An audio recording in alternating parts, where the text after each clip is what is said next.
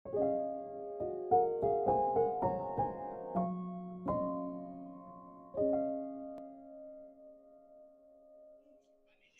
kepada semua wanitanya Allah yang perkasa. Amin. Kita boleh ketemu lagi. Kita boleh, sebentar nih saya lagi. Ini sebentar ya. Oke. Oke. Terima kasih. Kita ketemu lagi ya di Women's Talk ini. Hari yang luar biasa, hari yang indah ya.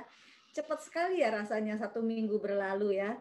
Masih ingat nggak apa yang minggu lalu disampaikan oleh Ibu Yoti ya? Semua diberkati pasti ya. Saya sangat diberkati. Dikatakan bahwa happiness is homemade ya. Wah, saya setuju sekali. Luar biasa, dan saya sepanjang minggu ini saya merenungkan itu dan saya mendapat banyak sekali berkat. Jadi seperti ada ditaruh dalam hati saya pagi hari ini ingin melanjutkan, menyambung tentang kebahagiaan itu ya.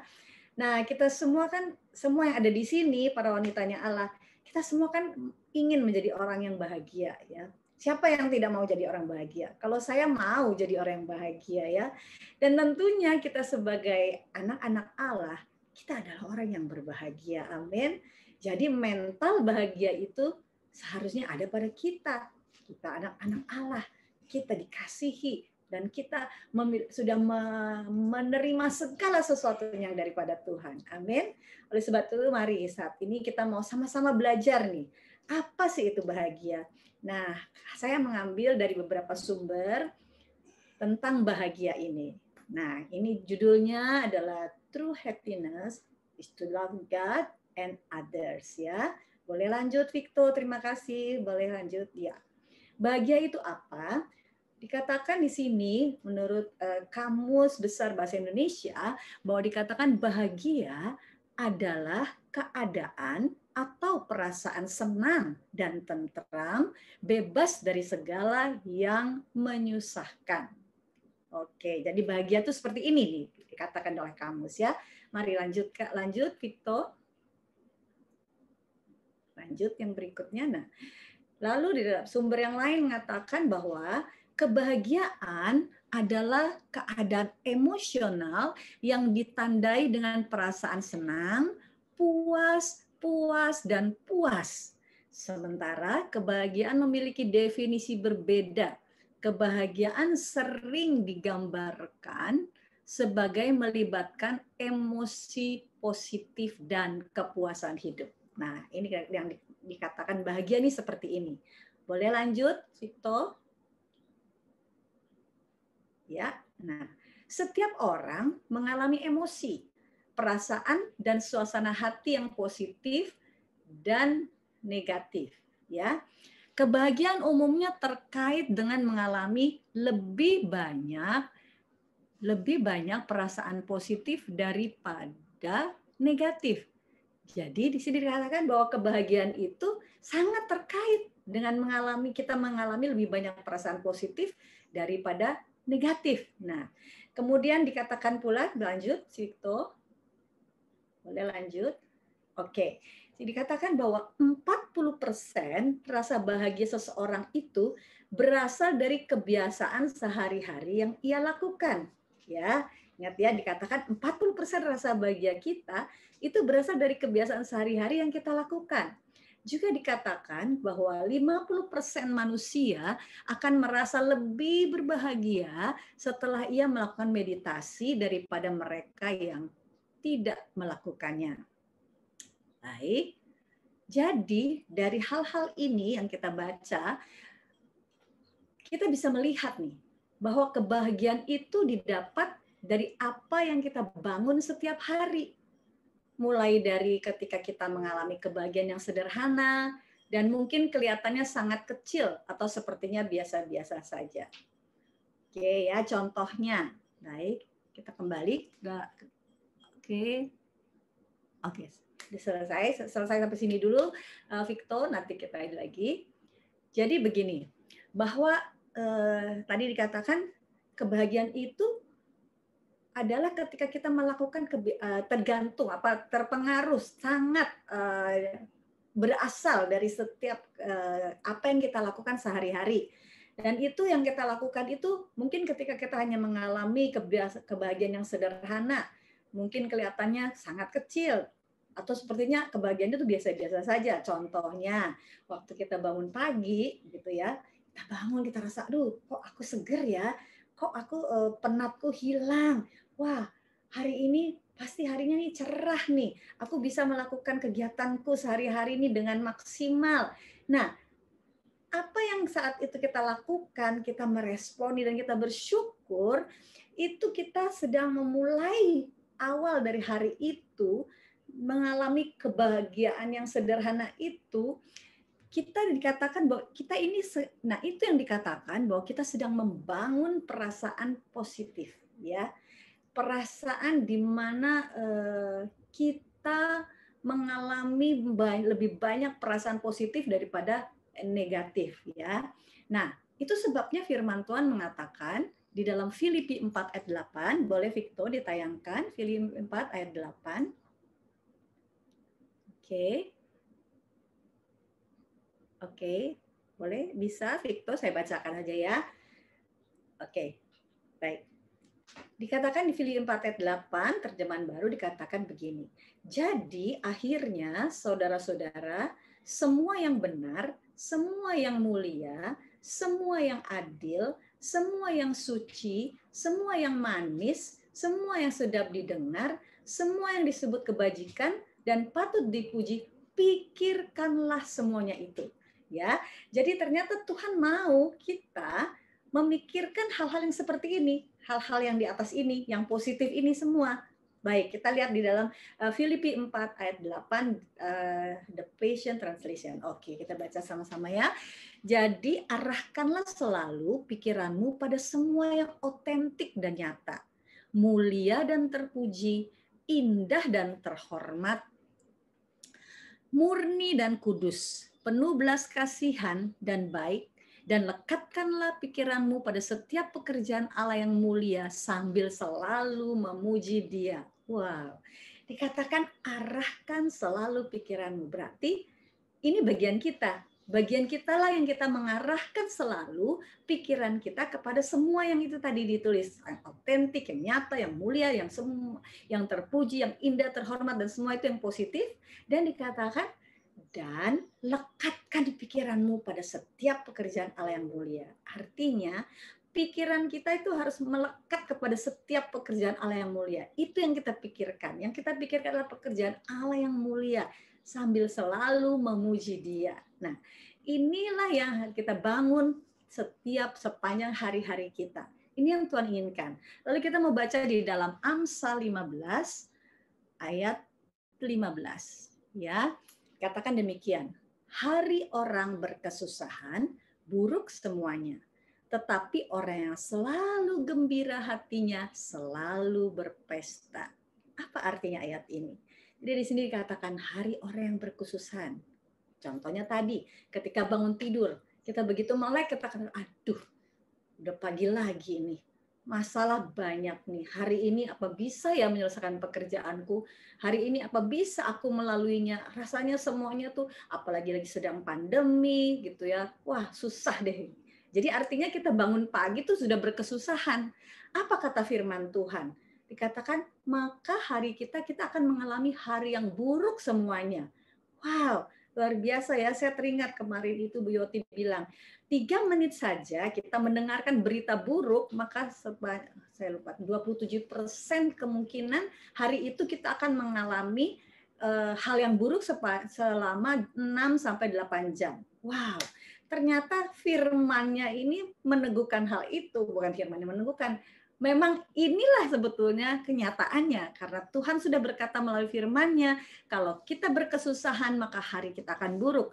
Tapi dikatakan orang yang gembira hatinya selalu berpesta. Wah, kita kan mau ya selalu berpesta itu nanti.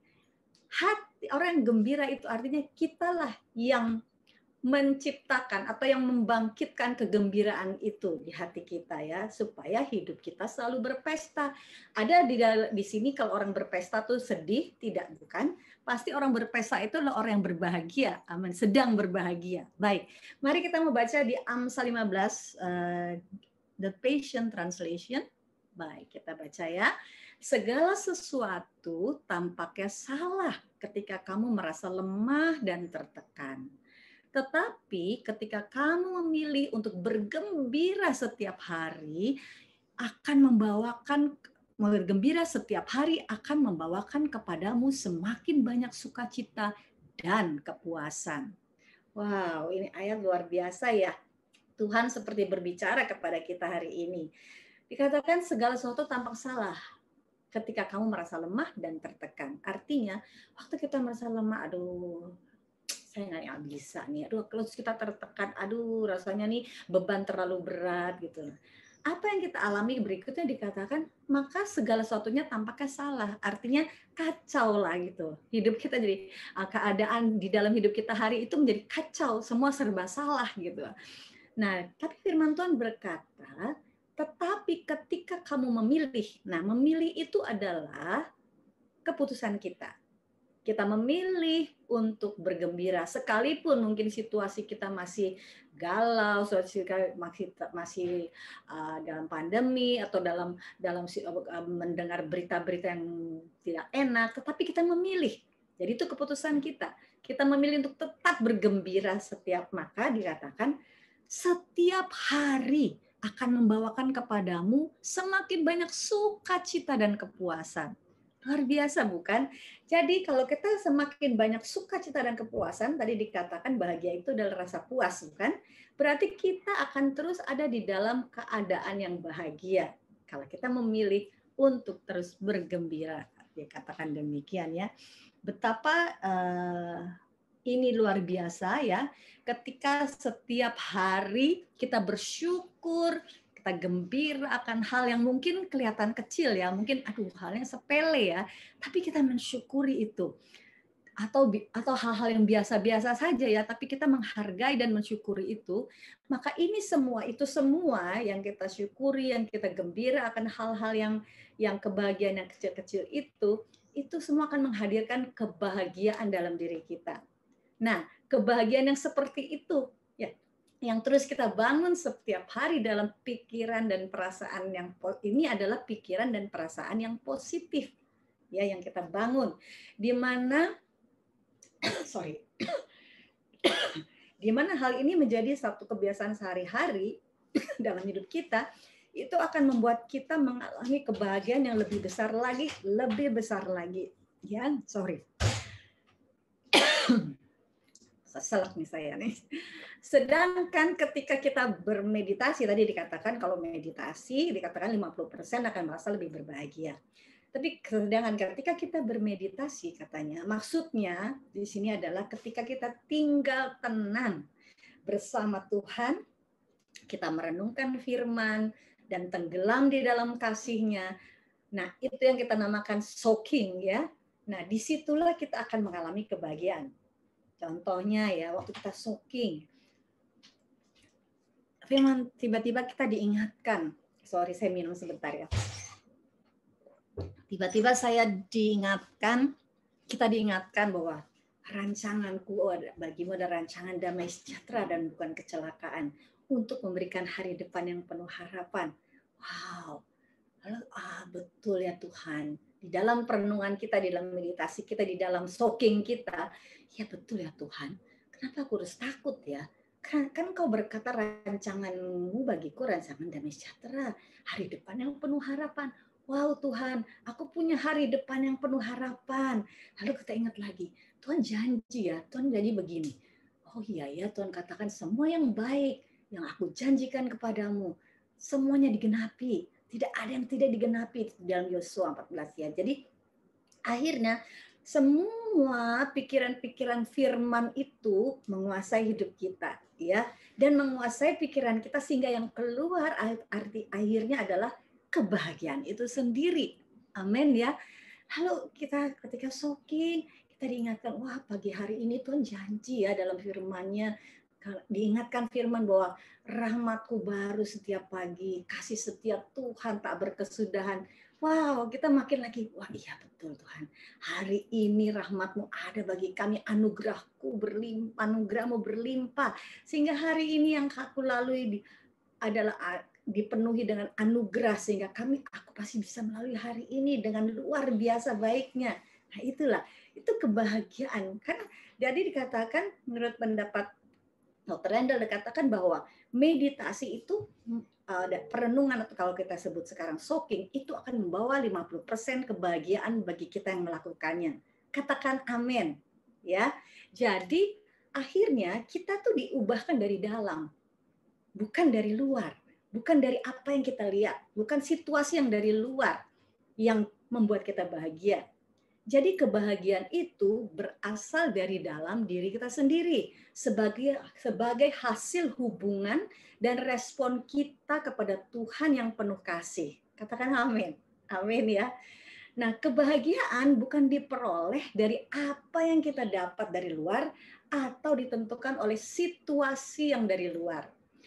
Nah, Tuhan Yesus selama ia berada di dunia, setiap hari, setiap pagi, ia meluangkan waktu menyendiri bersama dengan Bapaknya, menikmati hubungan atau relasi penuh cinta dengan Bapa yang begitu indah. Dan itulah kebahagiaan. Amin. Ya, Mazmur 84 ayat 10 mengatakan demikian.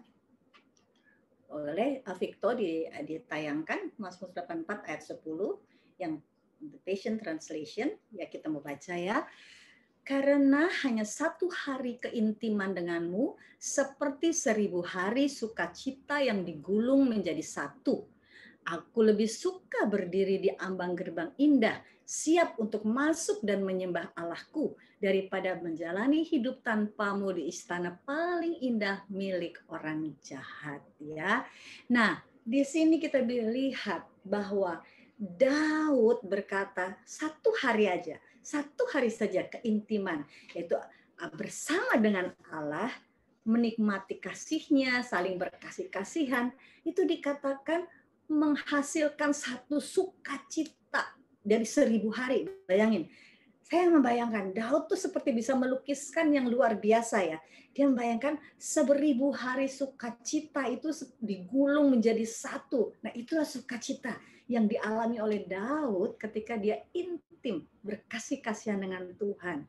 Dan dia katakan, itu sebabnya aku lebih suka berdiri di ambang gerbang indah, siap untuk masuk dan menyembah Allah. Artinya dia sampai karena cintanya kepada Tuhan, maka dia datang dengan penuh kekaguman kepada pribadi yang begitu dia cintai, yaitu Allahnya ya.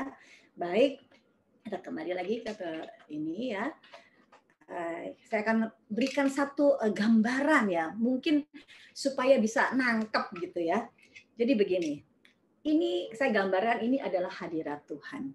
Ya, hadirat Tuhan yang begitu luar biasa, dan di situ ada Tuhan ya. Di hadirat Tuhan itu pasti di situ ada Tuhan ya. Daud dia datang masuk ke dalam keintiman bersama dengan Tuhan. Amin. Ketika dia ada di dalam keintiman ini, dia mengatakan bahwa satu hari saja di sini, di tempat ini, maka di hadiratnya, maka dia merasakan sukacita 1000 hari yang digulung menjadi satu. Itu dia merasakannya, dia menikmatinya. Ya, jadi kalau saya boleh katakan, disinilah, di area inilah ya, di area inilah atau di tempat inilah Daud mengalami kebahagiaan surgawi. Katakan amin. Karena dia berada bersama Allah, ada di hadiratnya, ada di satu area yang saya sebut area kebahagiaan surgawi. Amin. Aduh, jatuh terus nih. Area kebahagiaan surgawi. Katakan area kebahagiaan surgawi. Nah, area ini bukan area fisik ya, secara fisik yang bisa dilihat. Tetapi area ini adalah area atau suatu tempat di alam roh, di mana ketika Daud bersama dengan Allah, dia mengalami sukacita yang selama 1000 hari digulung menjadi satu. Luar biasa ya. Jadi di area ini, di tempat inilah dipenuhi dengan atmosfer kebahagiaan. Itu sebabnya dikatakan ketika kita intim dengan Tuhan, maka kita ada di dalam atmosfer kebahagiaan. Sekali lagi saya katakan, area ini bukan area secara fisik, tapi ini ada area di alam roh, secara roh ya. Oleh sebab itu Mazmur dan Daud selalu ada di sini. Daud selalu ingin ada di sini. Dia ingin setiap waktu ada di sini. Dia setiap waktu ingin ada di dalam keintiman, di dalam area atau tempat kebahagiaan ini. Mari kita baca di dalam Mazmur 27 ayat 4. Silakan Victor. Mazmur 27 ayat 4. Passion Translation. Mari kita baca ya. Inilah satu hal yang kurindukan dari Allah. Satu hal yang kucari di atas semua yang lainnya. Aku menginginkan hak istimewa tinggal bersamamu di setiap waktu dalam rumahmu, menemukan keindahan wajahnya, penuh dengan kekaguman, bergembira dalam kemuliaan dan anugerahnya. Aku ingin menjalani hidupku sangat dekat dengannya, sehingga dia senang kepada setiap doaku. Nah, disitulah Daud berada. Kembali, Victor, disinilah Daud berada, di tempat kebahagiaan surgawi itu, yang sangat pribadi dengan Allahnya. Dan dalam kepenuhan cinta dari Allahnya, Daud menjadi manusia yang berbahagia. Amin. Nah, manusia yang bahagia adalah menjadi pribadi yang memiliki perasaan tenang, tentram, bebas dari semua hal yang menyusahkan, puas, dan memiliki emosi yang positif. Nah, memiliki emosi yang positif ini memampukan Daud melihat segala sesuatunya adalah positif, seperti Allah yang selalu positif ya. Nah, kita lihat ketika Daud berada di Gua Adulam bersama 400 orang yang bermasalah, yang frustasi, yang tidak pengharapan ya. Dan Daud juga dikejar-kejar dan terancam untuk dibunuh, tetapi atmosfer kebahagiaan itu selalu ada bersamanya.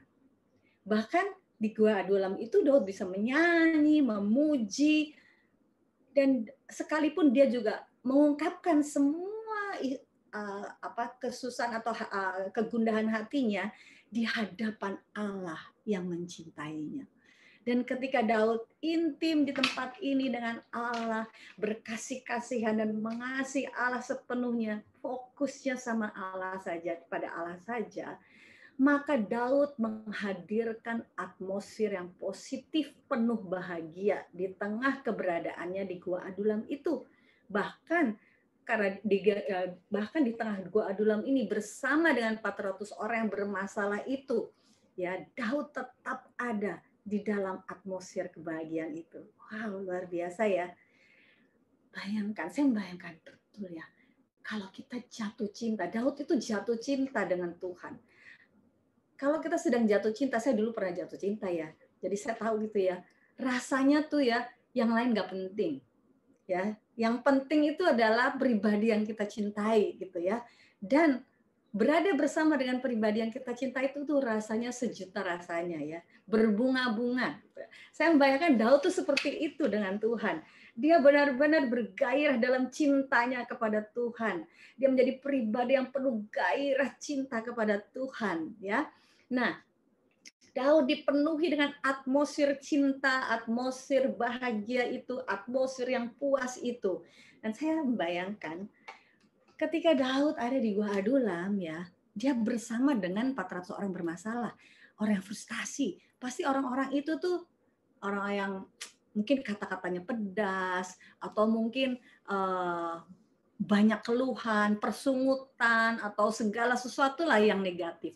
Tetapi karena Daud terus ada bersama dengan keintiman Tuhan di area bahagia ini, bahagia surgawi ini, maka dia tidak terpengaruh dengan segala sesuatunya itu. Bahkan Daud tidak menjadi bete gitu ya. Daud nggak menghakimi gitu ya. Daud nggak bilang, kamu ya begini, begitu, tidak. Dia tidak kesal. Daud justru mengalirkan ya kasih penghiburan, dan pengharapan kepada mereka semua, ke 400 orang itu. Saya membayangkan seperti itu. Wow, kalau kita dipenuhi dengan cinta kepada Tuhan, kita ada di area yang seperti ini, area kebahagiaan surgawi itu. Kita justru akan mengalirkan kasih, pengharapan, kebahagiaan kepada orang sekitar kita. Kenapa dia bisa seperti itu? Karena dia dipenuhi dengan cinta kepada Allahnya. Sehingga itu meluap keluar, overflow, mengalir kepada orang-orang di sekitarnya. Kemudian yang terjadi apa kemudian? Orang-orang yang 400 itu berubah oleh karena atmosfer kebahagiaan, oleh karena semua kasih yang membludak istilahnya, mengalir keluar, mengalir kepada mereka semua. Sehingga orang-orang yang bersamanya di Gua Adulam itu akhirnya berubah menjadi perwira-perwiranya Daud yang perkasa. Nah, kita ini ada di dalam Kristus. Kita ini adalah pribadi-pribadi, sebetulnya kita adalah pribadi yang sudah ada di tempat atau di area kebahagiaan surgawi itu. Kita ini adalah orang yang berbahagia. Karena di kayu salib, Yesus berkata, sudah selesai. Jadi, segala sesuatunya sebetulnya sudah selesai. Yesus sudah berkata, mendeklarasikan, apapun yang ada dalam hidupmu sudah selesai. Aku sudah selesaikan. Tidak usah lagi bergumul dengan semua permasalahan yang ada. Datang kepada dia. Ada bersama dengan dia di area kebahagiaan itu. Jadi hari ini saya ingin katakan, jadi hiduplah sebagai orang yang berbahagia.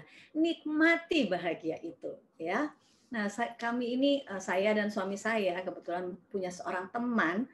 Nah, teman kami ini kami kenal sebagai orang yang penuh dengan kasih cinta kepada Tuhan ya. Dan apa yang terjadi karena dia penuh dengan cinta kepada Tuhan dan dia menjadi orang yang berbahagia, maka seisi rumahnya itu seperti ada atmosfer kasih dan sukacita itu. Terasa sekali kalau kami berkunjung ke rumahnya, kami merasakan hal itu. Dan apa yang terjadi? Kasih dan kebahagiaannya itu mengalir juga sampai kepada asisten-asisten rumah tangganya. Jadi kalau kami ke sana, berkunjung ke sana, dia selalu katakan, ayo Bapak, Ibu, ayo kita doakan nih. Dia panggil asisten rumah tangga, mau didoakan nggak nih? Apa nih? Mau curhat nggak? Katanya gitu. Kenapa dia bisa begitu? Karena dia sudah merasakan kebahagiaan itu. Karena teman kami ini sudah merasakan kasih dan kebahagiaan itu. Dan dia rindu, dia ingin orang-orang seisi rumahnya juga merasakan kasih dan kebahagiaan itu. Jadi kami suka datang, ketika datang, nih asisten-asisten rumah tangga, makanya mbak-mbaknya nih curhat kepada kami. Wah, curhat, pergumulannya, wah macam banyak orang kan begitu ya. Pingin didengar, pingin curhat gitu. Karena mereka mungkin sudah banyak pergumulan, tertekan. Jadi akhirnya kami dengarkan dan akhirnya biasanya kami doakan begitu ya. Nah, pandemi ini kan kami udah jarang ketemu dan beberapa waktu yang lalu kami bertemu lewat Zoom dengan teman kami ini dan berserta mbak-mbaknya ya. Dan kemudian mbak-mbaknya tuh berkata begini, aku sekarang boleh nggak mau cerita katanya. Oh boleh, kita senang sekali gitu ya di Zoom nih ya. Lalu yang membuat kami sangat terkagum oleh Tuhan adalah mbak-mbaknya berkata begini, Bapak Ibu, saya ini cuma mau kasih tahu, saya ini sukacita, saya ini bahagia karena Tuhan Yesus tuh baik. Nah, bayangkan dari teman kami yang penuh kasih, dapat mencintai Allahnya dan penuh kebahagiaan, akhirnya mbak-mbak di rumahnya itu, ada beberapa mbak di situ, mereka bisa melihat Yesus yang di dalam diri teman kami ini. Dan akhirnya mbak-mbak itu terima Yesus. Dan dia katakan, aku sekarang ya Bu, Bapak, Ibu, aku nggak mau didoakan lagi. Kenapa Mbak? Karena aku sudah bahagia. Karena aku karena Tuhan itu sudah begitu baik sama aku. Dia selalu menjawab doaku. Dia selalu ada sama aku. Dan dia membuat aku nih, istilah gini, puas gitu loh. Saya tuh sampai terbengong-bengong loh. Saya melongo. Wow, mereka masih tetap menjadi asisten rumah tangga. Tetapi di dalam mereka sudah berubah. Di dalam mereka, hidup mereka sudah ada di area kebahagiaan surgawi itu. Wow, itu membuat kami bersuka cita. Tak habis-habis itu sukacita kami hari itu. Jadi ternyata sekali lagi saya katakan bahwa biarlah kita menjadi orang berbahagia. Pilihlah kita untuk menjadi orang yang berbahagia ya. Nah, saya juga ingin katakan bahwa saya mengerti kenapa orang nggak bisa berbahagia. Karena dia tidak mencari kebahagiaan itu di dalam Tuhan. Karena kebahagiaan itu hanya ada bersama dengan Tuhan. Di dalam Tuhan, kita akan mengalami kepuasan, kebahagiaan yang sejati itu ya. Jadi saya mau cerita bahwa saya ini mengalami, kenapa saya bisa berkata begini, karena dulu waktu saya SMA, saya itu kehilangan, ibu saya meninggal. Dan waktu ibu saya meninggal, saya ingat ibu saya pernah berkata, kami dulu tidak mengenal Tuhan, belum mengenal Yesus, saya tidak mengenal Yesus, tapi ibu saya pernah katakan, kalau kamu nanti mengalami masalah, datang aja kepada Allah, datang kepada Tuhan. Jadi ketika ibu saya meninggal, hati saya hancur, lalu saya ingat nasihat ibu saya. Jadi saya tuh ambil buku, saya tulis semua curhatan saya tapi saya tujukan kepada Tuhan. Pokoknya segala sesuatu isi hati saya, semua saya curhat sama Tuhan dan tidak kepada manusia. Yang saya ingin bagikan adalah setelah seminggu ketika ibu saya meninggal, hari itu saya ingat sekali sore hari, tiba-tiba ada rasa seperti kesedihan saya diangkat, ya, dan ada rasa bahagia. Lalu saya mau keluar menemui tamu-tamu karena biasanya 7 hari itu ada orang pada datang, ada seperti bukan selamatan peringatan 7 hari, dan saya keluar dengan sukacita. Ya itu sebabnya saya bisa katakan, saya bisa ceritakan di sini karena saya sudah mengalami bahwa datanglah kepada Tuhan, sang sumber kebahagiaan itu. Sumber kasih yang luar biasa. Kita akan merasakan di luar dari pemikiran kita. Kita akan merasakan kebahagiaan yang dialirkan ke dalam hidup kita. Amin. Dan sekarang juga setiap pagi saya itu dan suami sering jalan pagi gitu ya. Kalau bangun pagi saya semangat. Wah, saya tahu Tuhan, Engkau ada bersamaku. Engkau memberikan kebahagiaan. Jadi kalau jalan pagi itu baru beberapa hari yang lalu saya jalan, tiba-tiba saya biasanya ada pemulung gitu ya. Tapi pagi hari itu saya tuh seperti meluap kasih gitu ya. Saya kepingin menyapa pemulung itu. Saya kepingin dekat dengan dia. Pakai masker ya tentunya. Dan waktu saya menyapa, pemulung ini juga menatap saya dengan penuh perhatian. Tiba-tiba itu hati bahagia sekali gitu ya. Jadi kebahagiaan itu bukanlah sesuatu yang wah kita dapat sesuatu yang luar biasa, yang nyaman, bukan. Di tengah-tengah keseharian kita bisa merasakan kebahagiaan itu. Amin ya. Mari kita mau baca di dalam Matius 22 ayat 37 TPT. Ya. Boleh Victor silakan, Matius 22 ayat 37. Iya, kita mau baca ya. Yesus menjawab dia, "Kasihilah Tuhan Allahmu dengan segenap hatimu dan dengan segenap pikiran yang ada di dalammu. Ini adalah perintah yang besar dan tertinggi. Dan yang kedua, yang sama pentingnya, kamu harus mengasihi temanmu dengan cara yang sama seperti kamu mengasihi dirimu sendiri." Wow, Tuhan berkata, inilah hukum atau perintah yang besar dan tertinggi. Yang pertama, kasih Tuhan Allahmu dengan segenap hati, segenap pikiran yang ada di dalammu. Dan yang kedua, mengasihi temanmu, sesamamu dengan cara yang sama seperti kamu mengasihi diri sendiri. Wow, mengasihi Tuhan Allah dengan segenap hati, jiwa, segenap akal budi, mengasihi sesama manusia seperti diri kita sendiri, ini merupakan hal yang terutama dalam hidup kita. Dan ketika kita menghidupi kasih yang seperti ini yang akan membuat kita menjadi orang yang bahagia. Orang yang bahagia adalah kita yang menyadari bahwa kita sangat dikasihi dan mengasihi Allah kita. Sehingga apa yang terjadi? Kita oleh karena kepenuhan kasih yang daripada Allah dan kebahagiaan yang daripada Allah itu akan meluap keluar kepada orang-orang di sekitar kita. Sehingga kita menjadi orang yang mengasihi orang-orang sekitar kita seperti kita mengasihi diri kita sendiri. Amin. Jadi hari ini pertanyaannya, mengapa kita tidak bahagia?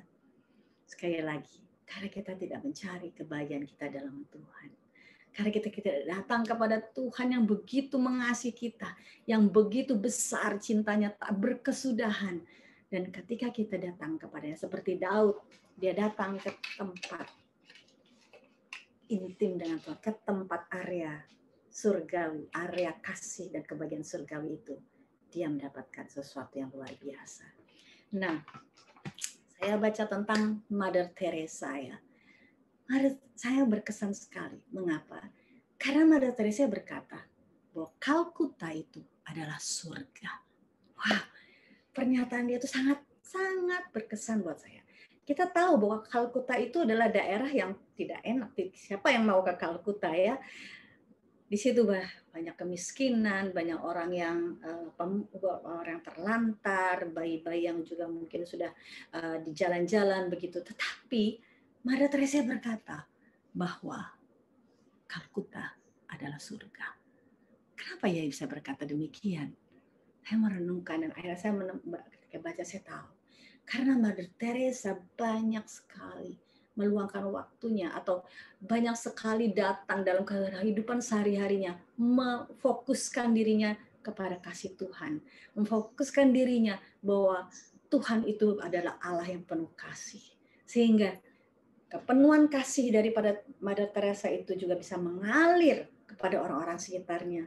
Bahkan dia juga berkata kepada orang-orang yang melayani bersama dengan dia, supaya orang-orang ini juga fokus kepada Tuhan, menyediakan, meluangkan waktu bersama Tuhan, istilahnya berkasih-kasihan dengan Tuhan, sehingga mereka bisa menjadi berkat bagi Kalkuta. Apa yang dihidupi oleh Mother Teresa adalah dia mengasihi Tuhan dengan segenap hati, jiwa, akal, budi, dan mengasihi sesama seperti dirinya sendiri. Dia berkata bahwa ketika dia melihat orang-orang ini, dia melihat Yesus, melihat kasih Yesus. Dia bisa menyaksikan kasih Yesus. Bukankah Mother Teresa adalah orang yang berbahagia, sangat bahagia. Jadi bahagia itu tidak ditentukan oleh kondisi kita, tetapi oleh apa yang ada di dalam hati kita. Sebab saya ingin berkata begini, saya bukan berkata wah kita semua harus seperti Mother Teresa, tidak, bukan begitu ya. Tetapi biarlah mental bahagia itu ada pada kita semua. Seperti teman kami tadi, ketika di rumahnya penuh dengan kasih dan kebahagiaan, itu sampai mengalir kepada semua asisten-asisten rumah tangganya dan mengubahkan mereka gitu. Jadi sebab kita adalah anak-anak Allah yang menghadirkan kebahagiaan surgawi ke tengah kehidupan dunia ini. Menjadi orang yang berbahagia akan membuat kita memiliki hidup yang bukan biasa-biasa saja. Tetapi hidup kita pasti membawa dampak bagi sekitar kita. Hidup kita menjadi sangat berarti. Oleh sebab itu, sadarilah hidup kita di dalam Kristus adalah anugerah dan sangat luar biasa.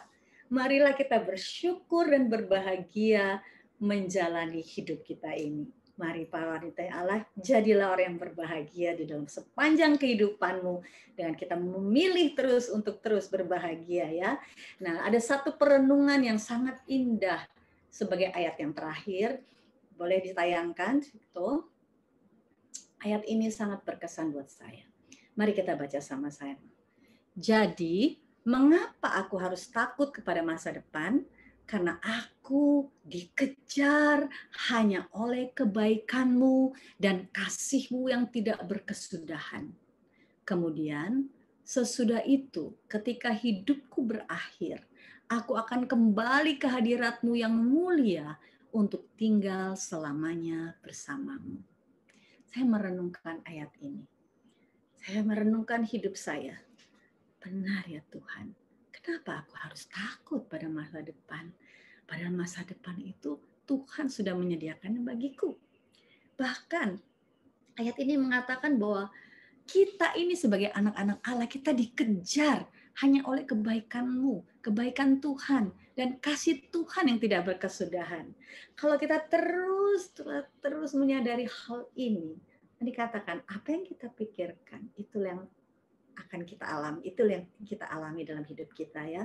Lalu ini ayat yang dikatakan kemudian setelah hidupku berakhir, ya setelah hidup kita berakhir, kita akan kembali ke hadirat Bapa tinggal bersama Bapa selama-lamanya. Puncaknya di sini adalah kita berbahagia di dunia ini, tetapi ketika hidup kita berakhir, kita kembali kepada hadirat Bapa. Hadirat Bapa yang begitu mulia, yang begitu penuh kebahagiaan, dan tinggal bersama dengan Bapa dalam kebahagiaan itu. Artinya bersama dengan Bapa. Artinya begini, saya ingin katakan, kebahagiaan kita itu tidak hanya di dunia. Kebahagiaan itu sampai kepada kekekalan. Kebahagiaan kita itu tidak habis-habisnya. Jadi hari ini, oleh apa yang dikatakan firman Tuhan, kita menyadari kita adalah orang-orang yang berbahagia. Kita adalah orang yang bahagia, dan bahagia kita adalah sampai kepada kekekalan. Kita akan tinggal dalam kebahagiaan bersama Bapa kita yang mulia itu sampai selama-lamanya. Amin. Tuhan berkati.